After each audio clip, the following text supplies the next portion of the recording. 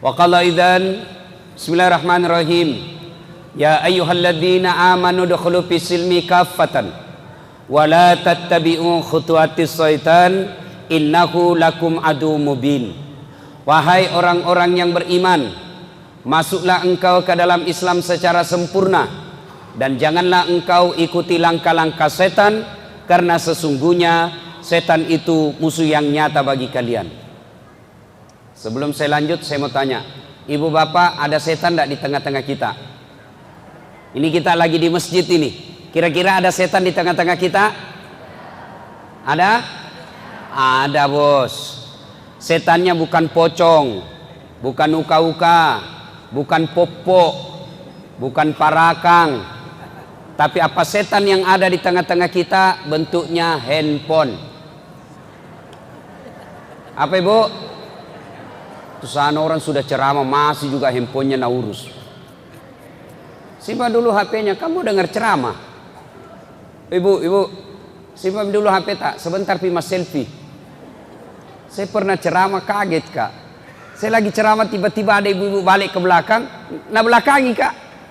Baru diambil HP-nya. Nah tulis di statusnya, latar belakang Dasat Latif. Saya nak jadikan background. Tomat-tomat kajili-jili. Apalagi setan yang ada di tengah-tengah kita bisa jadi sandar-sandar. Itu Nabi ketika berdakwah, para sahabat langsung dekat-dekat. Ini sengaja jauh-jauh dekat-dekat dari pintu. Supaya apa? Bisa cepat lari. Ayo kita dekat-dekat sedikit. Ayo dekat-dekat pak, dekat-dekat. Mudah-mudahan bentuk kecintaan kita kepada Allah dan Rasulnya. Ayo maju-maju sedikit. Coba bedek kalau anu di sini Ayu Tinting. Langsung bapak-bapak di depan semua sini. Ayo kita maju-maju, adik-adik, ayo maju-maju ke depan, rapat-rapat. Yang maju-maju ke depan, saya doakan murah rezekinya, anaknya soleh dan soleha. Yang tidak mau maju di depan berarti dia keras hati. Perlu punya anak supaya ada yang lanjutkan perjuangan. Mendengar ini, Ibrahim alaihissalam berkata, jangan mi sayang, kalau ini mi takdir tak tidak punya anak, ikhlas mau mi dia apa? Masya Allah, Ibrahim alaihissalam pak disuruh menikah sama istrinya, tidak tahu, tidak mau dia. Bapak-bapak kira-kira kalau pulang ki istri tak suruh bilang, pak mak bini nih langsung merdeka. Masya Allah, Ibrahim alaihissalam dituntut diminta sama istrinya, bang kawin lagi. Apa kata Ibrahim alaihissalam? Tidak sayang, saya tidak mau melukai perasaanmu. Biarlah kalau ini takdir kita tidak punya anak, apa boleh buat. Ibrahim alaihissalam disuruh nikah sama istrinya, tidak mau. Bapak-bapak dilarang nikah sama istrinya, sembunyi-sembunyi. Akhirnya Ibrahim alaihissalam didesak terus. Mak beneki, nikah ki bang. Akhirnya Ibrahim alaihissalam berkata, ya baiklah kalau begitu. Baik mi, saya menikah. Lalu Siti Sarah berkata, oke, saya kasih nikah ki, tapi saya yang carikan ki jodoh. Ini menunjukkan bahwa tidak ada perempuan yang ikhlas 100%. Kalau dia ikhlas 100%, mestinya dia bilang cari maki sendiri mana kita suka. Tapi Siti Sarah berkata, oke, saya kasih nikah ki, tapi saya yang carikan ki perempuan. Kata Ibrahim, siapa mi? Kau pilih siapa? Jangan mi jauh-jauh. Itu ada pembantu Siti Hajar.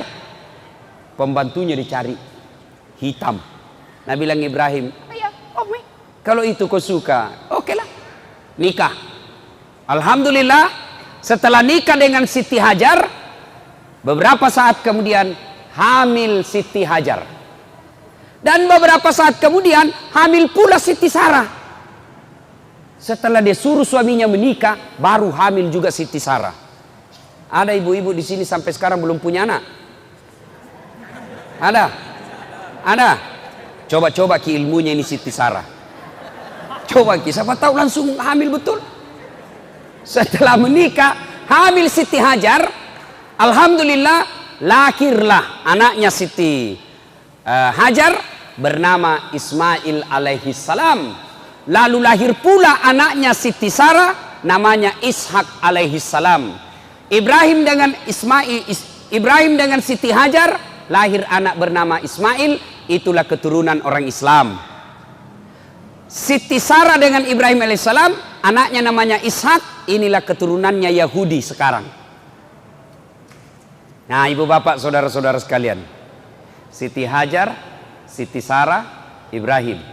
Bapak-bapak, ibu-ibu, halo ibu, ibu, pak, dalam rumah tangga itu pak, dalam Quran ada 4 jenis rumah tangga. 1, suaminya beriman, istrinya kafir. Saya ulang, istrinya beriman, suaminya kafir. Siapa? Suaminya beriman, istrinya kafir. Siapa dia? Nabi Lut alaihi salam. Tuh, suami beriman, istri kafir. Lut alaihi salam. Yang kedua, istri beriman, suami kafir. Siapa ini? Fir'aun laknatullah alaih. Yang ketiga, istri kafir, suami kafir. Siapa dia? Ini Abu Lahab. Dan yang keempat, suami beriman, istri beriman. Saya ulang, suami beriman, istri beriman. Siapa dia? Ibrahim alaihi salam. Nah, ibu-ibu kira-kira pilih mana ibu? Pilih mana ibu? Suami beriman, istri beriman, Ibrahim alaihissalam. Ya bu ya. Tapi ingat ibu, Ibrahim alaihissalam itu 2 istrinya. Dan sudah bilang ibu, jangan milih Fir'aun mau saja Ustaz. Nah, alhamdulillah, sebelum Ibrahim alaihissalam lahir anaknya Ismail, Ibrahim pernah bersedekah. Apa sedekahnya? 100 ekor onta, 300 ekor domba, 300 ekor sapi, 1000 ekor domba. Saya ulangi, sedekahnya dia sembelih 100 ekor onta, 300 ekor sapi, 1000 ekor domba. Kira-kira kalau dirupiahkan sekarang kurang lebih 5 miliar. Seluruh orang memuji. Weh, hebat kau Ibrahim. Jago kau Ibrahim. Kaya dermawan. Dipuji satu kampung. Mendengar pujian ini, Ibrahim alaihissalam muncul penyakit manusianya. Apa penyakit manusia? Senang dipuji. Tidak ada orang pak tidak suka dipuji. Semua orang senang dipuji, termasuk saya. Ya, seorang bilang, Ustaz, tambah gagah ki kuliah. Padahal saya tahu dia bohong. Tidak apa-apa, ku senang tonji. Ketemu temanku lama tidak ketemu, tambah muda ki kuliah Ustaz. Padahal saya tahu dia bohongi kak, tapi tidak apa-apa, saya suka tonji. Semua orang senang dipuji. Ibrahim dipuji, Ibrahim luar biasa kau. Kaya dermawan, begitu banyak binatang kau korbankan. Apa kata Ibrahim alaihissalam? Kecil. Tidak seberapa itu. Ini baru binatang.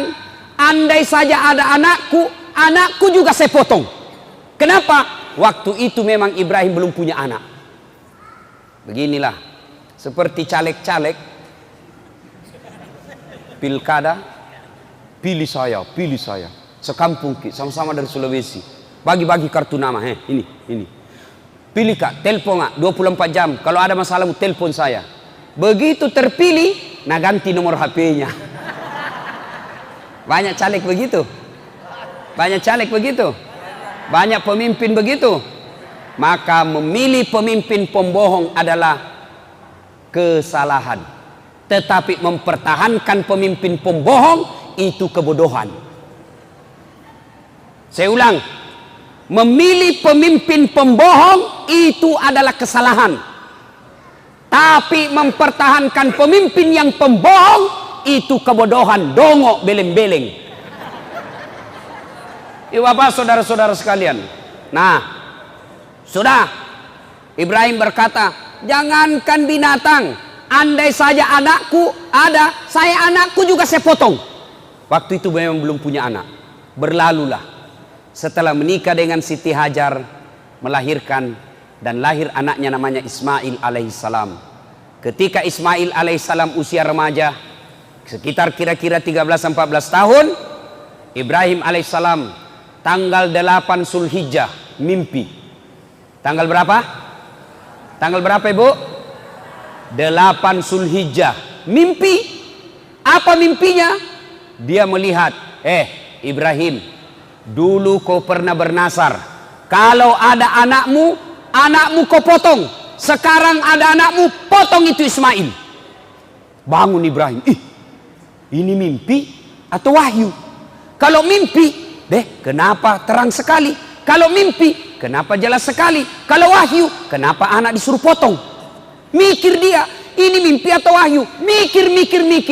Akhirnya tanggal 8 Zulhijjah, kita sekarang ini disebut hari tarwiyah atau hari berpikir-pikir. 8 Zulhijjah.